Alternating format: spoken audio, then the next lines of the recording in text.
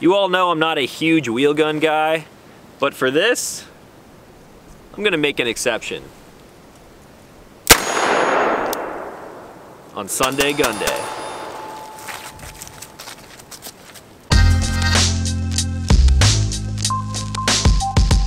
What's going on, everyone? Back with another episode of Stuff and Things, and today we are taking a look at another very unique gun. When I was out in Vegas a few months back, I came across one of these at one of my friend's shops, and instantly I knew I had to have it. I immediately texted my good friend Wayne from Panda Tactical and I said, dude, please get me one of these. I knew it was going to be kind of hard to come by, and if anyone could find it, Wayne would definitely be the guy to do it. So maybe a few weeks to a month went by and I completely forgot that I even asked him about it. And then recently when I went to my FFL to pick up a few things for Sunday GUNDAY, I had this thing waiting for me.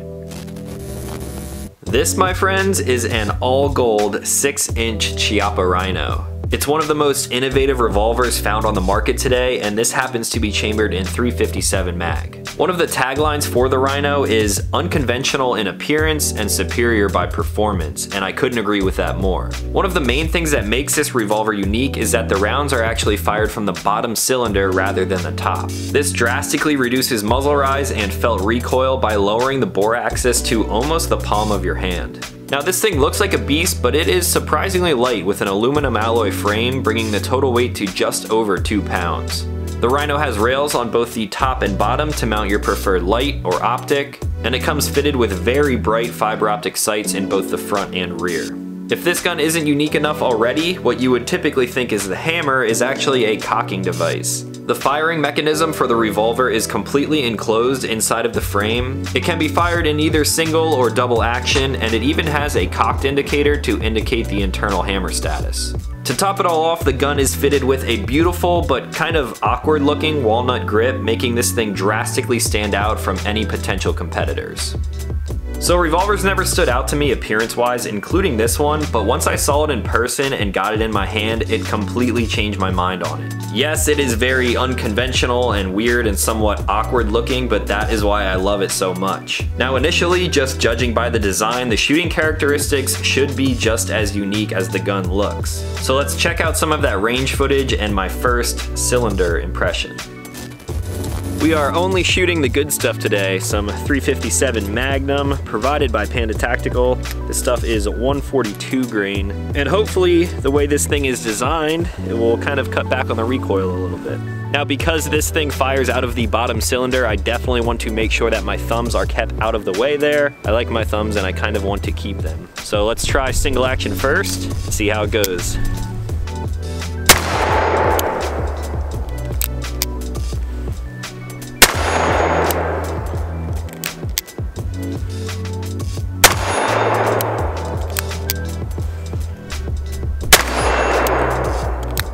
Can you see that fireball? Woo! All right, 6 shots on steel.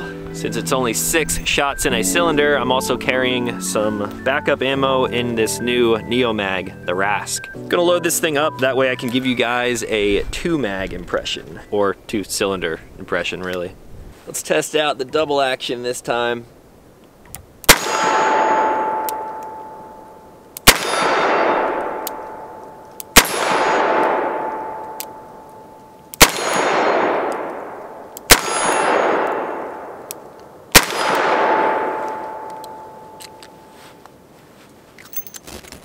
Alright guys, back for my first 2-cylinder impression of the Chiappa Rhino. First thing that comes to mind is just how cool this thing is. Not only the design, but it's gold. Come on now, you have to like that. Typically I would say that is all personal preference, but if you don't think that this thing looks cool, you're wrong.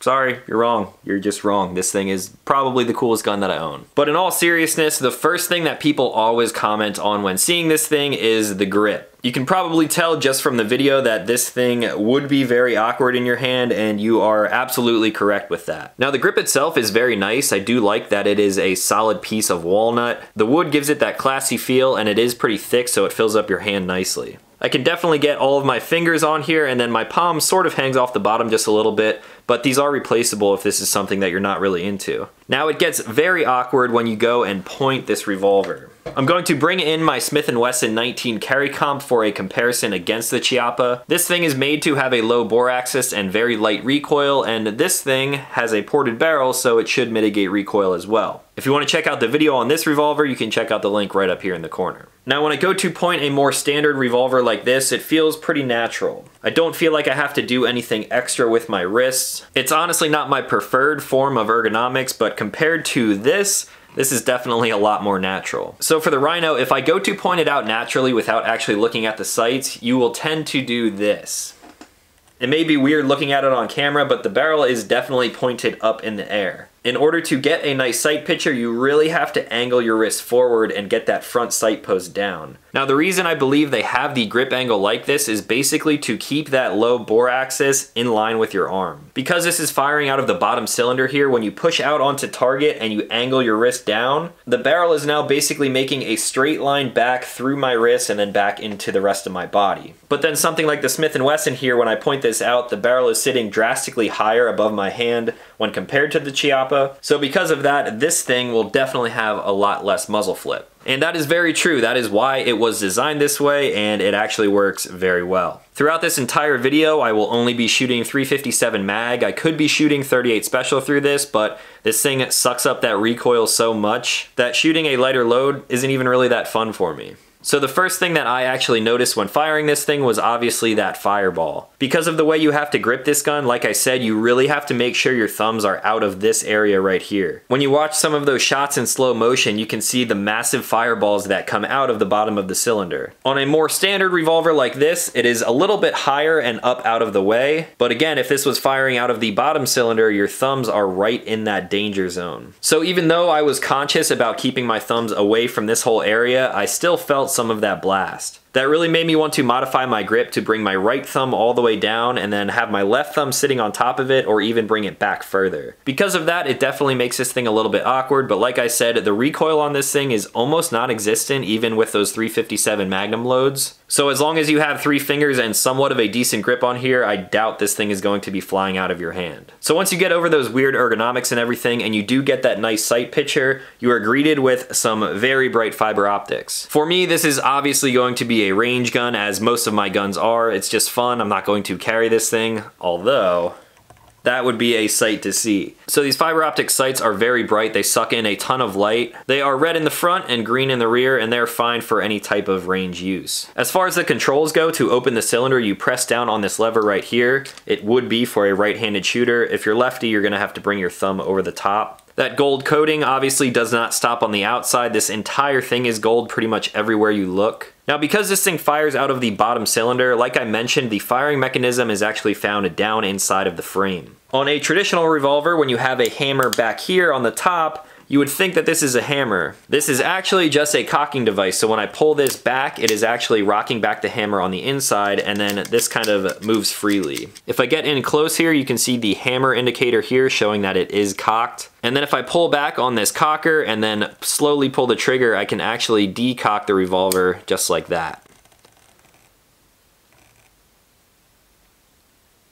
Here it is again when I am prepping that hammer. You can see the little indicator pop up there. That is definitely a nice feature, and it is almost needed because of the internal firing mechanism. You obviously want to know when this thing is ready to fire, and without that, you wouldn't be able to tell. The rails on here are definitely nice. I probably won't be adding anything to it, but maybe I'll throw some stuff on here towards the end of the video just for the looks. And now there's a few more things to talk about, including the trigger, but first, let's check out some more of that range footage, and then I'll come back for my final impressions.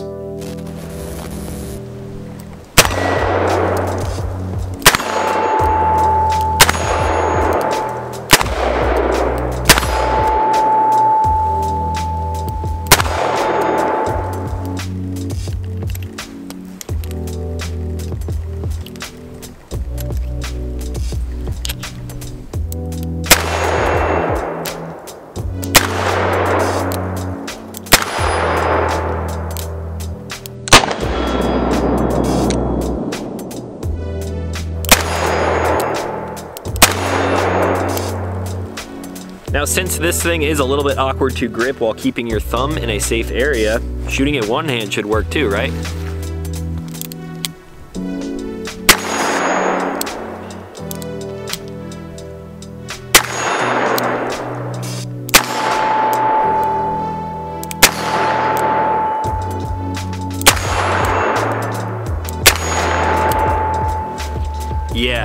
the way to shoot this thing. How about some 50-yard double action shot?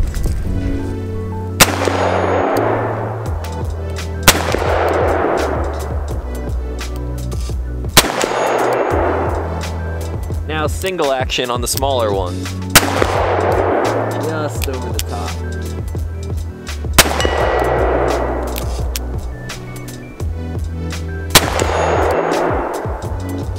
That long barrel must help a little bit. How about some left-handed shots? Oh, this is super awkward. Ugh, that is not fun. Single action's okay. I'd much prefer right-handed.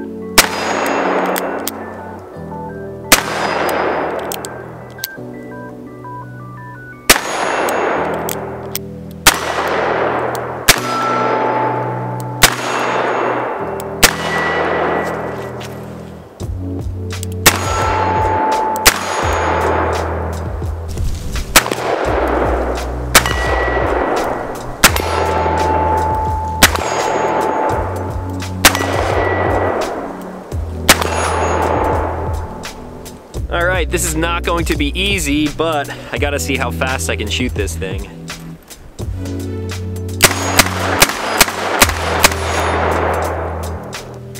I don't know how Jerry does it.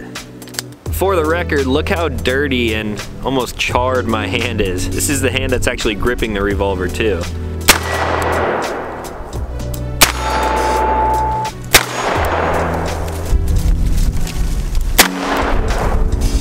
Getting windy.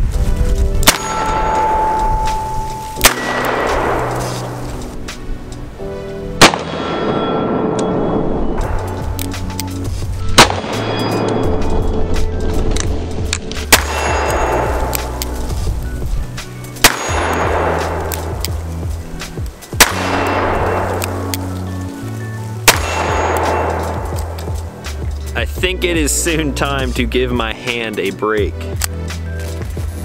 Alright guys, back for my final thoughts on the Chiappa Rhino. This is definitely not the last time you are going to be seeing this thing on the channel, but for now these are going to be my final thoughts, and we're going to start by jumping right into the trigger. Now the actual trigger shoe on this thing is insanely wide. There you can kind of see how my finger stretches all the way across it. Now as you can see here, the trigger shoe on this thing is insanely wide, probably one of the widest triggers that I've ever shot. It takes up the entire pad of my finger, and it does actually feel very comfortable. Now for single action, when I cock this thing back, you will see how far back that trigger actually travels. As you can see, it is right up against the back of that trigger guard. So it is a little bit cramped back here, but it is definitely something that I can still live with. I'll place the pad of my finger on there. It's basically like a diving board. That's how wide this thing is. And it is a pretty crisp break, but at the same time, it feels kind of weird because you can tell that it is firing from the inside of the gun. I'll do that again, and you will see that obviously this decocker does not show any sign of movement.